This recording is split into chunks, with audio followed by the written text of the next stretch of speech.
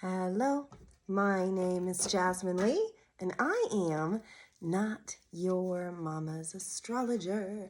Welcome to the week. This is one of those liminal, in between weeks where there isn't a lot of astrology going on that is crazy.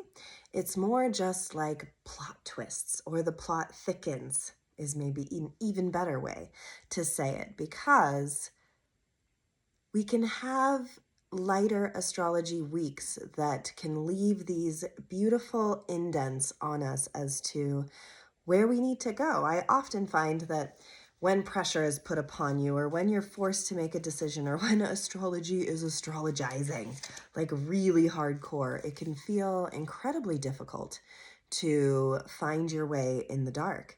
And with chill astrology, sometimes it's easier to see patterns, sometimes it's easier to see the vibe, sometimes it's easier to see what's really going on for you. So that's a week like this. It is, I wouldn't go so far as to say easy, because there's not a lot of Earth in the sky right now, only Mars in Taurus. So everything else is air, fire, water. And when there isn't a lot of Earth in the chart, sometimes we can get a little lost in the woods because we aren't connecting with said life woods. So your homework this week is to sit and think about where you're really feeling lost, where you can't delineate what the next step is, or what you want to be doing, or even what you should be doing. So where in your life feels a little lost? Where do you need to recapture? Where do you need to go fishing? And I love thinking of the vibe of fishing for our lives, is that fishing isn't always like super entertaining. Fishing is about sitting. Fishing is about patience. Fishing is about quiet. Fishing is simply that. It's fishing. You're not catching all the time, but fishing initiates the notion that we want to catch something.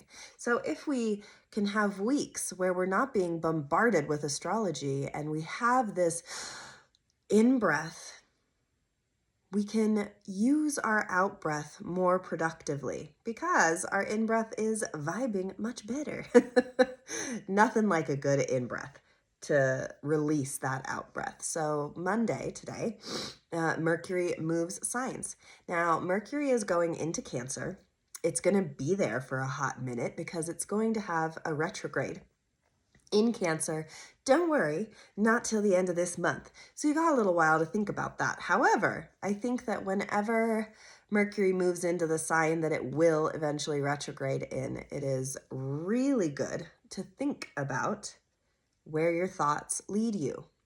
More fishing, a little fishing expedition. You just bait that little thought hook with some weird worm scenarios and see what lands, see what catches. It's one of those very experimental weeks where you can dip a finger in the future pool and just see what arises, what comes up to the surface, what emotions arise.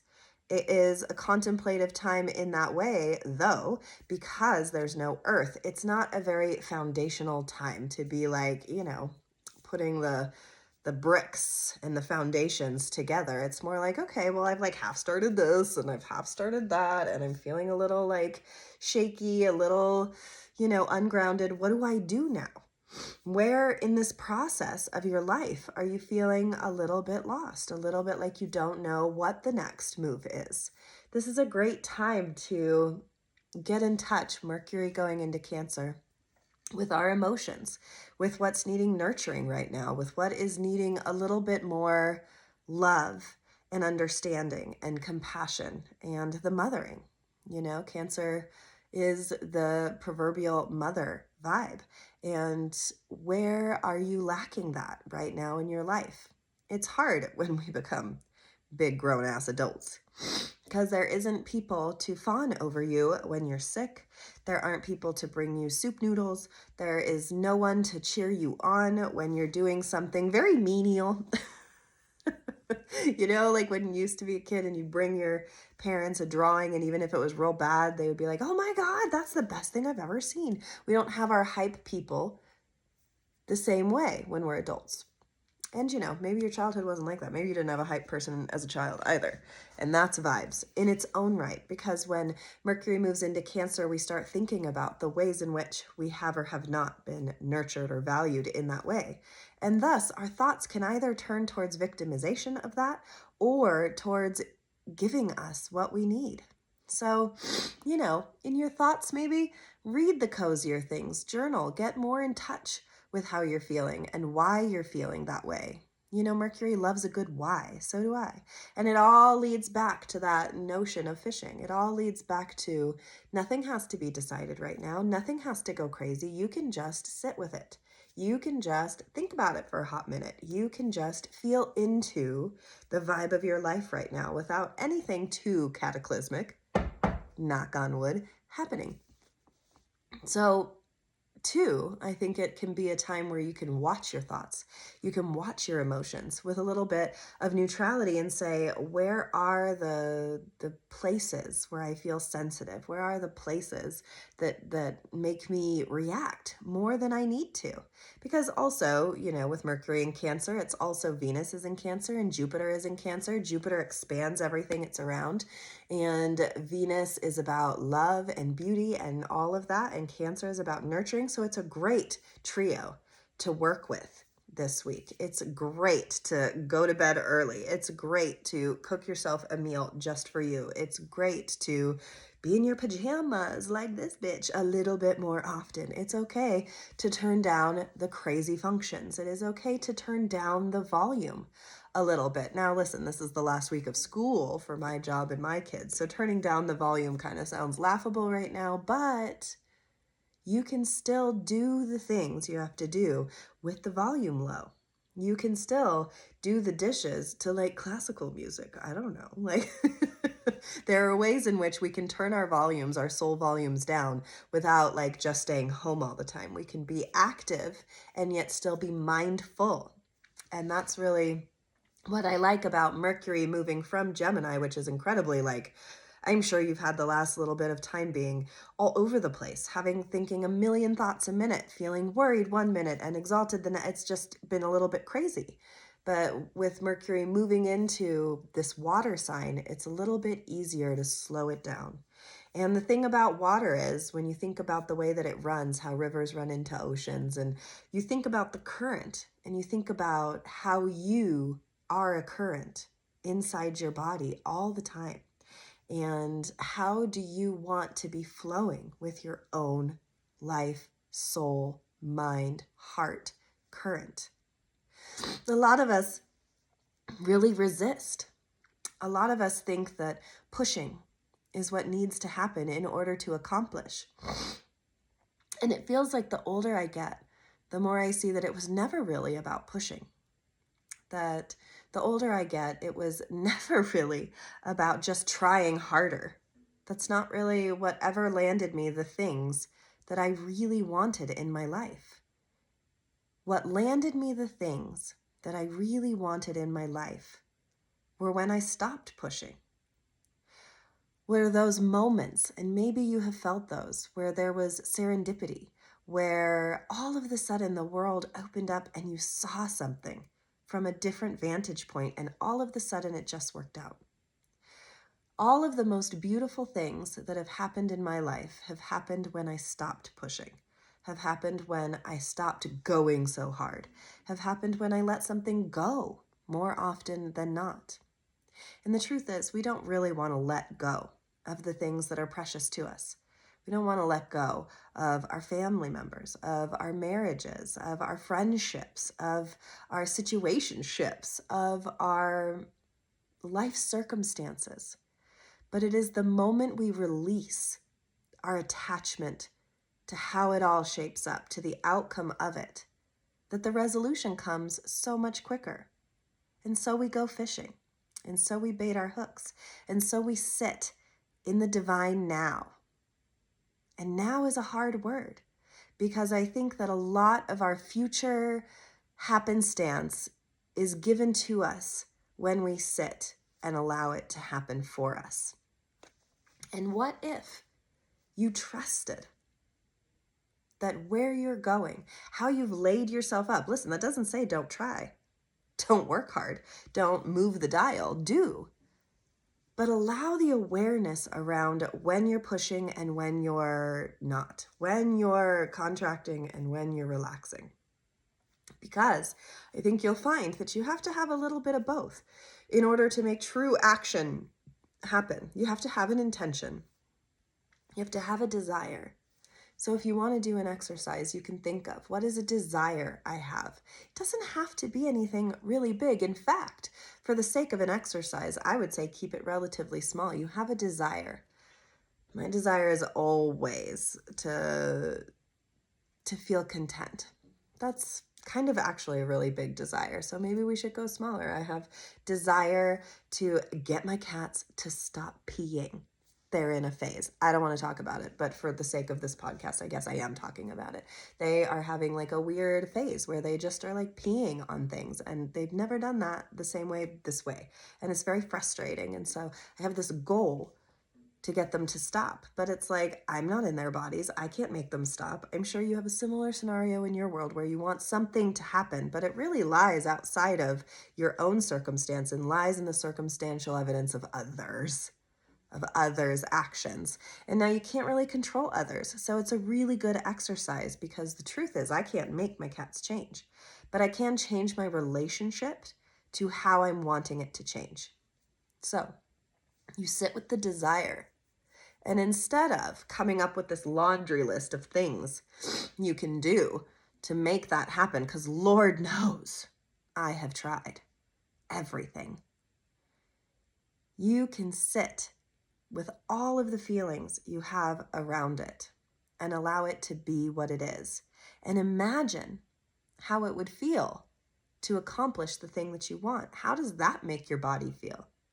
When the notion, how amazing, of my cats not peeing ever, anywhere, except outside and in their litter boxes. Oh, wow. I think of the word relief.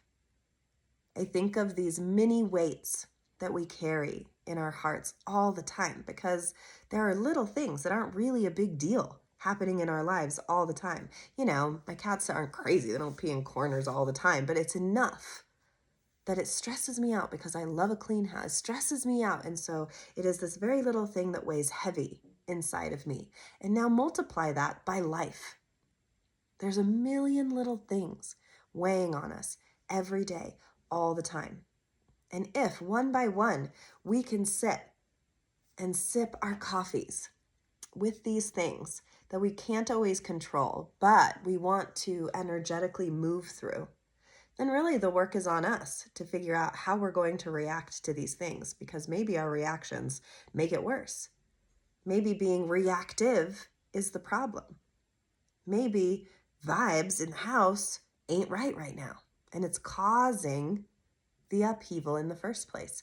So it's hard. Life's hard, especially when you think about these a cacophony of things, little things that weigh on you, that add up sometimes to a burnout that we can feel and not always understand or feel like we have a right to. So we have a desire, and we think about how we would feel upon the receiving of this said desire. And that's all you have to do this week. That's it. You just sit and you go fishing with your soul, and you see where the true desires are, where the resistance is, where the attachment is. But the caveat is you can't be attached to any of it. That you have to be willing to be neutral about the things that you want and don't want, because it is applied pressure. It is applied need that makes that thing go farther away, that makes that thing feel farther away, that makes the accomplishment feel insurmountable. Is the notion that when you're sitting with this desire, you should know exactly how to get it. Because that's not really how life works. It wouldn't be any fun, honestly. I know that you think that it would. I know that I think that it would, that just abundance and success and all of that would just be so wonderful, so tidy. It'd be so tidy to just have my cats not do that disgusting little thing that they do from time to time, wouldn't it? It'd just be amazing. But we forget that everything that we do in life comes down to process. Everything that you want requires process. I say this to my kids a lot, that you can't just pick up something and be amazing at it. That's not how it works. It is the practice of art. It is the practice of sports. It is the practice of yoga. It is the practice of patience. It's not just about the activities we do. It's our soul practice too. It's so interesting that we can all conceptualize that we need to practice at the violin to get good at it, but we don't think about how we need to practice at being human. Being human is a practice.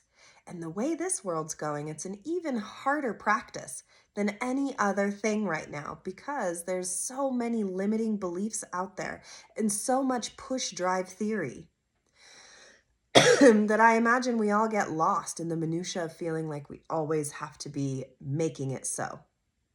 That oftentimes what makes it so is simply our desire and our ability to sit back and say yes when the decisive moment is upon us.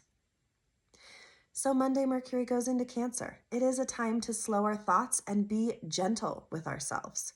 No more shoulding on yourself. No more musting. It is time to just allow and nurture what needs nurturing. Your brain is tired. I can guarantee you after Mercury being in Gemini, she tired. He tired. It need rest. So if your brain needs rest, but your body still needs to keep moving, that is an excellent practice to me. How do we keep moving? How do we keep showing up for our kids, for our work, for our life, for our activities, and yet still have this deep, abiding kindness for ourselves internally in our thoughts? Because I guarantee you, if on some level during this whole month of June, because Mercury is going to go retrograde at the end of June, I mean, we've got a couple months in Cancer. If you can start this Mercury in Cancer with kindness and gentleness, it will really take you a long way when Mercury does go retrograde, when things do start to feel a little dicey, because you've already set yourself up to be loved by the most important person, which is yourself. And then tomorrow, Tuesday, the Sun sextiles Saturn. This is a little blip. It can feel a little bleh. Maybe you're in, I know for us, it's the last week of school. It's the last bit of like really hard work. It doesn't necessarily feel pleasant. It's a little bit assaulting to the senses, but it is making a positive. The Sun lighting up in a positive way, Saturn, our lessons. So it's like we have the reserve to get our work done. So even if it sucks, even if you're not into it, that's totally okay because you're going to do it. And for better or for worse, at least you can get yourself in a nurturing, loving mindset with Mercury in Cancer. And then Wednesday, Mercury squares Neptune. So that's going to feel, boy, what a hump day. Because that's going to feel a little Mercury retrograde-y. Anything that Neptune touches, just like anything that the Sun touches illuminates it, anything that Jupiter touches expands it, anything that Neptune touches turns a little wily, it turns a little imaginative, it turns a little loosey-goosey dream state. And so that's our mind. Mercury is our mind making a hard aspect to square to Neptune, that dream space, that liminal space. So like our thoughts are going to be hard to like keep in touch with. Our thoughts are going to go off the rails a little bit. We're going to maybe miss a time or a thing or a, detail that we needed to have, but no sweat. It's not going to be anything too bad. It's more just, maybe use this midweek to see where you might struggle during the Mercury retrograde. What's your brain in Cancer doing right now? And here's the thing I love about astrology more than anything else almost, is that we have all of the astrology in us. What makes us individuals is how the astrology affects our individual charts. So some people will love Mercury in Cancer, for instance. Some people need that nurturing. Some people will enjoy being awash with water energy in their mind. Those of us who are crazy, that have loads of fire air, or our Mercury is in air, which mine very much is, it can be hard. It can be overly emotional. My mind can go into 80 different scenarios in under 60 seconds, I swear to God. And so worry and toil is really at the forefront of when my mind isn't healthy. So you add Cancer to the mix, a sensitivity, a deep vulnerability, and eek, I think maybe I could be a little more sensitive to emotional thoughts and emotional time for me. Whereas if someone's Mercury is in a water sign, this is going to feel home to them. It's going to feel like a relief. It's going to feel like that cold washcloth on the forehead vibe. If your Mercury is in a fire sign, there might be some resistance, or there might be a lot of passion that all of the sudden, all this desire and nurturing comes into the forefront, and then the fire boils it. And you might be thinking more passionately. You might be picking up more romance novels. You might be feeling on a more passionate level during this time because your thoughts are going to go emotions and your fire is going to turn it into action in your brain. If you have an Earth Mercury, this Cancer water loveliness is going to water those foundational thoughts that you have. It's going to come in and say, I'm here to nourish you. I'm here to water you. And so you see, this Mercury in Cancer gets experienced differently by every single person. And then that's not even going into the sign it's in, to the house it's in. There's so many layers. And that's why I love astrology, because it is what gives us a blueprint for our own expectations. That if we know something about ourselves, I've always been of the opinion that knowledge is power. And to know oneself is, to me, the highest superpower one can have, because the more you know yourself, the less perfect you become, or rather, the less need for perfection you become, because the true neutral understanding of self knows where that trigger is, knows where the joy sector is, knows how to nurture and give what you need and what you want. And how close is that for you? Do you feel like you know yourself well? Do you feel like there is a part of yourself that only you know? You know, there's a lot going on in the sky, and when we have a break from really intense astrology in the sky, it is a perfect time to ask yourself these more expansive questions, to do the fishing that I started this podcast with. It is beautiful to sit in your own space without needing to be loud, without needing to move it, without needing to decide something with it, to just sit in your energy. What comes up when that happens? There's an opportunity for that this week. And so take it slow while also being productive. How about that? And the card I pulled is regeneration. Yes, regeneration is the card I pulled. There's ebbs and flows to life. And to me, it is the most profound lesson I can learn, that when things are really high, happy, perfect, that is just a pendulum swing that will meet its counterpart at some point.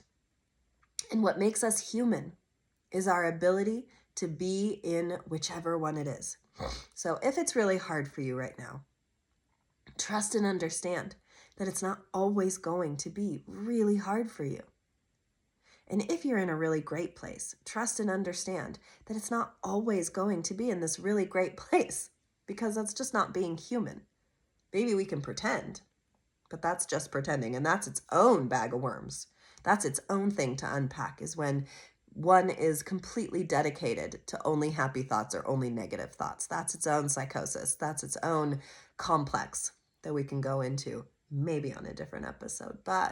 And knowing about this pendulum swing of life, the older I get, the more comforted I am in whatever stage that I am, to just stay present. That part of regeneration is understanding that whatever gets burned to the ground becomes dirt and soot and the gentle covering of what is to grow from that. And that there's only growth if that's how you can arrange your mind, that new Mercury and Cancer mind that says, whatever is hurting me is growing me. Whatever is delighting me is teaching me. And whatever is bugging me is speaking to me. Whatever's bugging you, whatever's been on your mind, is an excellent opportunity to look deeper at that and to say, what is the me problem here? Because oftentimes we think we can control outside influences in order to make our lives better, to make ourselves be seen, or to make ourselves be heard. But truly, it is the own inner soundtrack that changes the outer soundtrack. I'm going to say it again.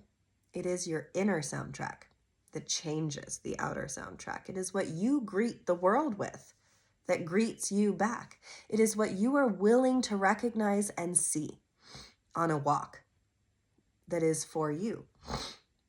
If we're always just looking at the ground, all we're seeing is dirt. If we're only just looking at the sky, all we're seeing is sky, and we're missing the nature of the in-between, of what truly is here for us when we scope, when we look around. I had this manifestation goal that I really wanted to see an owl this month of May. That for some reason that felt important to me. That's my mom's spirit animal. I've been missing her quite a lot, and I just have been wanting that. And so for the last 2 nights, I've been sitting out in the woods and on a bench waiting for this sighting, saying I'm going to make this so, because I'm going to go out and I'm going to look for it. And so I just sat on that bench 2 days in a row. And did I see an owl? No, I did not. I was a little disappointed.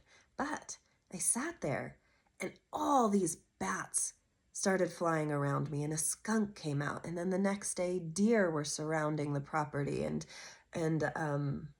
turkeys are all around. And there are so many animals that were communicating with me. It just wasn't the one I was looking for. But does that invalidate the nature around me? Does my one desire take away what else is going on around me? Because there surely was a lot of nature all around me.